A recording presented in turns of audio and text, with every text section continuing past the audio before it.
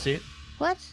of the vid? We said Because yes. Hannah's Sweet and slow this week. Sweet and slow. sweet and slow. So every time I say a word, she goes off into, Oh, yeah. oh, what's that? This is... So anyway, Hannah's what I got to work with, and I'm privileged. Yes. You're welcome. You're welcome. So this week, we're going to talk about a God initiative, something that he's doing. So all we got to do is be aware of it, work with him, and it's a cool thing. So the subject for this chat is God is putting people together with other people to walk in the Spirit in a meaningful way. Yeah. Deep. Covenantal. Real. Deep, real, covenantal. Now, why is that? Because it's necessary. Extremely helpful in growth. Super helpful. Now, everybody's got their own walk. Everybody gets times when it's just, you just got to bang it out on your own. Yeah. But it's not ideal. No. Yeah, there's different, different phases, like every now and then someone helps, but at the moment he's making it more concentrated, continuous, back and forward conversations with the key people in your life talking about God stuff. Yeah, I remember back in the old days when I was growing up, when people come, you don't talk about God or religion. And then you get into the next phase of the baptism of the Holy Ghost and people started sharing their faith, etc. But, in this move of the Spirit, as it gets on, it's God's knitting people together in a greater fashion than ever before. It's not, oh, isn't that nice? Isn't that cute? It's no, it's almost an imperative now.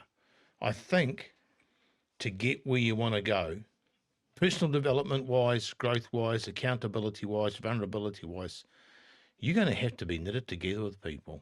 And God's got to do that. He's got to pick them and knit you with them because we were chatting about it before. So at the moment, I've got a bunch of people that I'm in covenant with. Some of them I see once a year. Some of them I don't actually ever see. Yeah. Some of them I see once a month. Once a month or every few months. And, meaningful sort of. And then there's some people that I've got that I see daily. So I see you daily. Yes. Because you live here. And I see my wife daily. Now, both those relationships are structured in the way that it's an ongoing conversation about what the Lord's doing every day. Yeah.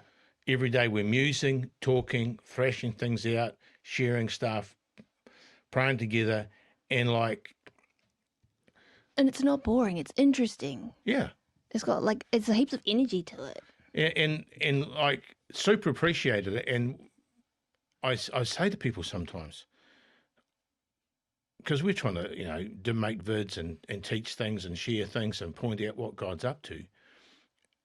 And I've realised I used to make these vids on my own, and I do a lot of things on my own with support from people.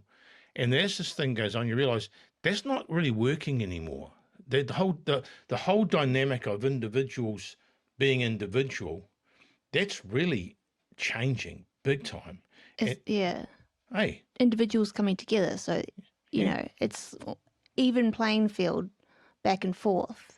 Those kind of individuals coming together. Yeah. So mature people getting together and the knitting together, one can put 1,000 to 10,000. So my personal growth in the last number of years, I think if it hadn't been for your mum and you on a daily basis chatting to me about the Lord, holding me accountable, challenging me, I think I'd be miles back from where I am. Miles. I think I'd be out of sight, different. Or stuck back. Where are you? Yeah. Stuck back. Because there's been lots of concept challenges. Yeah, concept challenges, stuck back. There'd be stuff I wouldn't have investigated, stuff I wouldn't have developed. And so, the whole... stuff I wouldn't have done. Stuff, yeah, iron sharpen iron and all that sort of stuff. And conversely, you... Me. As awesome as you are, yes. Without me, without that relationship, you'd be rubbish. You wouldn't be rubbish. I'd be a bit behind. Even more. There's a whole lot of things you wouldn't have got involved with or wouldn't have done. Yeah. Would you be making videos? No. No. and a lot of the concepts and things that you've stretched me with some of the things you've said.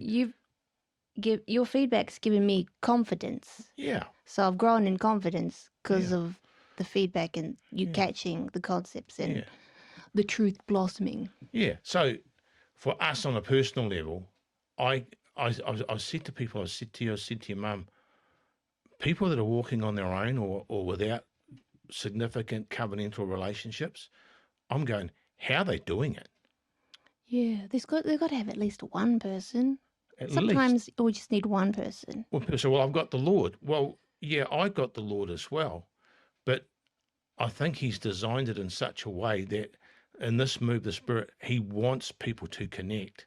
Because I just don't think you can hang out with the Lord and develop personal stuff with the Lord and do your walk with the Lord, but it's only ever going to be on that dimension. It's not, when you get with other people, it automatically stretches you, automatically makes you accountable, automatically makes you vulnerable, especially if they don't agree. It's like the inside out needs to happen, needs to be on the outside, needs to be shared. So it's yeah.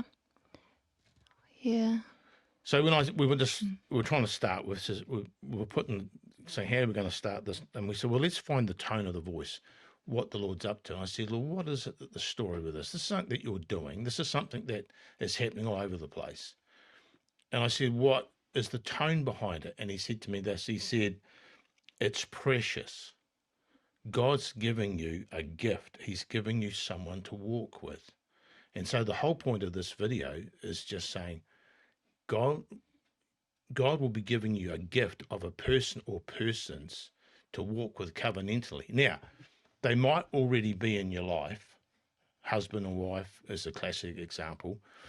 But it's like whatever those relationships are, once you discover them and find them, then get intentional about it, grab it and realize that it's got to go to the next level.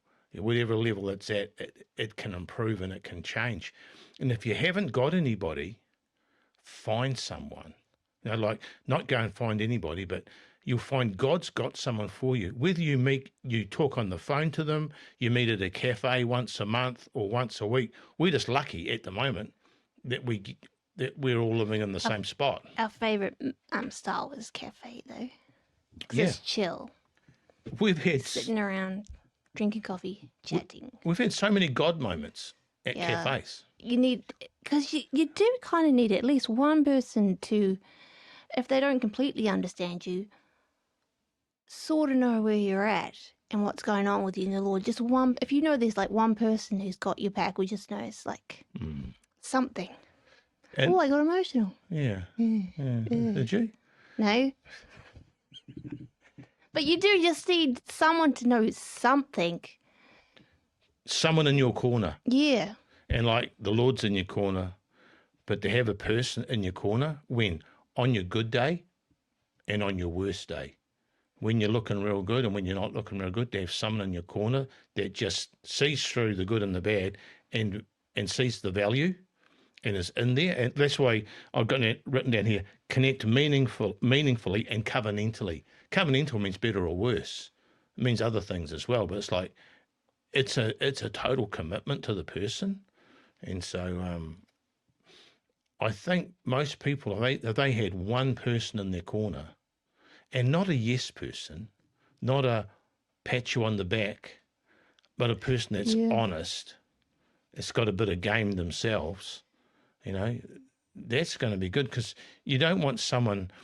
I wrote down in my notes later on, and I've said this to lots of people at different times, say a married couple or two friends. There's two potentials. One, the conversations and the interactions spiral things up. Or two, they spiral things down. Herod and Pontius Pilate got together and they spiraled down, You can get people together and they'll start complaining about something together. They get an agreement, but they get in a bad state of agreement. They start agreeing in a negative way. Yeah, run. Take each other out. Yeah. Now, you don't want that. Yeah. You want someone that's going to spiral you up. You want someone that's going to go, no. That energy that's the spirit energy that you know it's like, well, it's like good food. Yeah, because you don't want, when you're being a dipstick, you don't want someone being a dipstick with you in agreement, because then you're doubling down on stupid thoughts or behaviours, and that happens a lot. You want someone that'll go, just a minute, that's not who we are, and challenge you. And you're not always in the mood to be challenged. There's times when you've had me on about things, and there's times I don't do it as much to you because you're scary, but there's times I have you on about things, and I'm careful when I push, but I do push. But I just do it in a sneaky way. But sometimes if you have a deep relationship and you know what that person's about and they know what you're about, you don't even have to say anything. They're really like, oh, I can't do that around that person. Like, it's just already there. It's not going to happen. So this is not a to-do thing. This is a to-notice thing. God is doing this. And I believe that the further this day and this mood goes on, there's going to be more and more of these deep, covenantal, high-level relationships between husband and wives, between, one saint and another saint, between one person and another person. And they don't always have to be daily, but they have to be at such a level that it's super honest and super transparent. I don't think he's wanting people to be lonely. No. He's ramping up connections, definitely. That's a good line. Now, listen, it says here in Genesis, and the Lord said, it's not good that a man should be alone. I will make him a helpmate for him. Now, that's in the garden. Yeah. That's the same principle still It's running. the same thing happening between people. Yeah. And like I said before, I know I'm in a better place today because of the people that are around me. And you guys that are here constantly, they've got some other friends that'll challenge me and get in my face or stretch me theologically or whatever. I mean, I need those people. And I think it's designed that way. I think it's designed. Ages ago, I had a dream vision. Can't remember if it was a dream or a vision. And the Lord showed me a whole lot of people connecting in little groups of 2 or 3, then all the little groups were connecting, and the light got in. The more people connected, the more light there was. Oh, yeah. Understanding. Oh, that's and so right. they were in a big dome-shaped room, and there's a very few people in it. But the more people came in and connected meaningfully, covenantally, the light increased. They glowed. They glowed. Yeah. They glowed. They glued. Yeah. They glowed. I thought it was a picture of like the most holy place or the tabernacle or whatever, some sort of God scene. And I remember at the start when I saw the dream, I thought, man, this looks like the most holy place. They glued together and they glowed. I thought it would have been brighter. I thought there'd been more light because I thought God's light would be there. No artificial lighting. No artificial lighting. The God's light wasn't there. It's from out of the people. And it wasn't until people started connecting and the more people connected, the greater the light got. And so that was the picture. And the Lord said to me back when he said, go and join. This is what I'm doing. Go and join X number of people in meaningful covenantal relationships. So like that was like a commissioning. And so at the moment, there's people watching on vid that we haven't met, but we're connecting covenantally. We're committed to them and they're committed to us. And you don't even have to be in the same country, but there's a connection in the spirit. Yeah. There's no distance. And so you're building covenantal relationships. And so like, they got our back and we've got theirs. We may never, ever meet in the physical realm, but maybe. It's amazing the places you get. Agreement in the spirit goes a long way. Agreement in truth goes a long way. Yep. So I was looking up, Jesus said,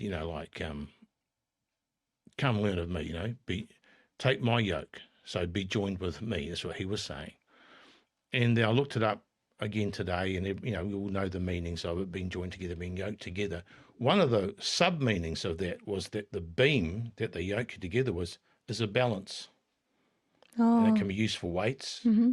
But it's like sometimes, often, you need people in your life that are like a balance or a weight. You might be going too far one way or not far enough. And they go, no, either come up a bit or just tone it down a bit. And sometimes you just don't need your own counsel. You need to have someone in your life that, like with me, you guys used to hassle me a lot when we started doing the vids. Hey, Dad, is that even you on the video? Did you smile one time? Who is that soulish person with no personality? I'm going, well, it's me. And then you guys all mocked me. Yeah. Which was cool. And then you guys get to do the videos, and then I get to do a little bit back. Because often I had to trick you into making one. Yeah, that's true. So anyway, God's got an initiative. He's joining people together in meaningful relationships. It's a precious gift from the Lord. I know I'd be worse off without the ones I've got. And going ahead, I want to keep all the ones I've got, and I want to add some more. And I mean, my cry in my spirit is I want to walk a meaningful, covenantal relationship with as many people as I can. Now, I'm not quite sure what the number is, but whatever that number is, if it can be 12, if it can be 100, if it can be whatever that number is, I want to maximize it. Because everybody you connect with in the spirit that's from the Lord, something's added. Their value, you get the value of that, and they get the value you carry. It says if you received him, he gave them power to become what he was, sons of God.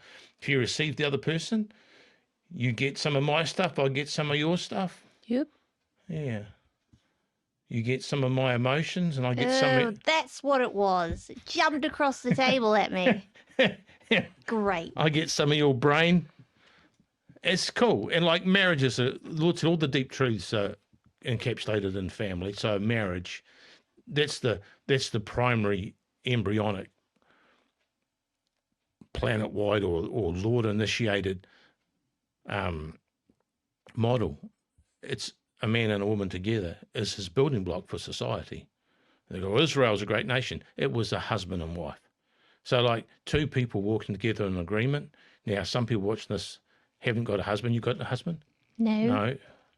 And some people haven't got wives. Some people, all different kinds of situations. But it's just a picture. There's people to connect with. And I just think that's what's happening. So I was going to mention a whole lot of things. I'll read them out. It's a great wineskin. It's got vulnerability in it. It's got sharpening in it. It's got accountability in it. It's got different views in it. It's got personal development in it. It's got strengthening. It's got balance. And it can either spiral up or spiral down. It's a precious gift from the Lord. And it's just a beautiful thing. It's what's happening. Our big overarching title for these things was discipleship. Take it personally. No one can do this for you.